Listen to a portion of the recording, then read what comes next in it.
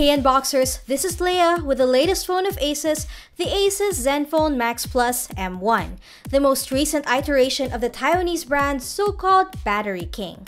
Aside from its battery capacity, Asus also makes their first foray into the 18:9 display game with this release.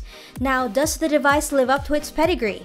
Let's find out in this review of the Asus Zenfone Max Plus M1.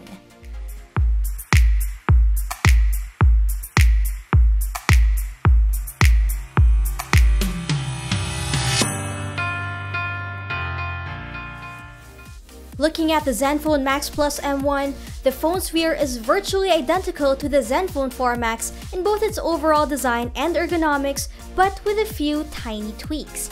The fingerprint scanner has been moved to the back of the device to accommodate the extended display, but they've also added face unlock capabilities on the M1. Aside from that, much of the button and port layout remain the same from previous models.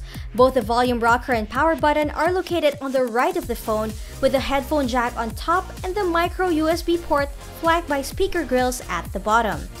Access to the SIM tray is found on the left of the phone, and it's nice to see that you don't have to choose between extra storage or an extra SIM with its triple slotted tray. As mentioned earlier, the Asus Zenfone Max Plus M1 is the first device from the company to sport an 18:9 display. The IPS LCD panel measures in at 5.7 inches at full HD+ resolution, giving it great pixel density, good viewing angles, and passable color accuracy. We're really glad that Asus hasn't skimped out on the panel on the M1. Powering the Max Plus M1 is a MediaTek MT6750T octa-core processor that has been paired with 4GB of RAM and 32GB of expandable storage. While we've seen this chipset used in a couple of mid-range devices before, it's been around for quite some time and we would have loved to see something with a little more oomph shipped with the device. It's good enough for day-to-day tasks, but mobile gamers will have to tone down graphics on their favorite titles to get consistent frame rates. The Zenfone Max Plus M1 runs on Android Nougat out of the box with a significantly trimmed down Zen UI 4.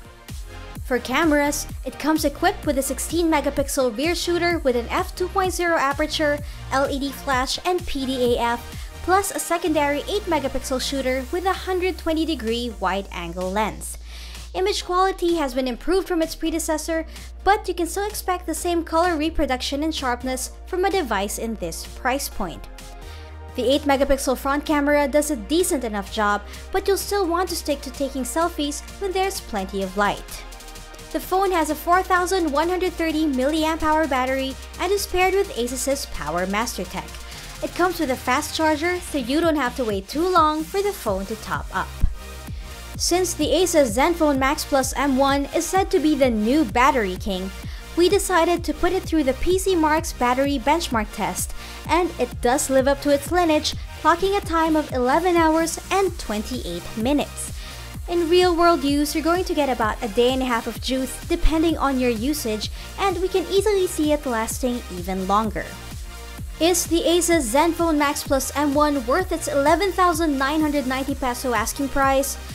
With its 18:9 display, dual cameras, premium build, the stellar battery life that the Max line has been known for, not to mention a pretty good price tag, the M1 should have been a home run for the Taiwanese brand.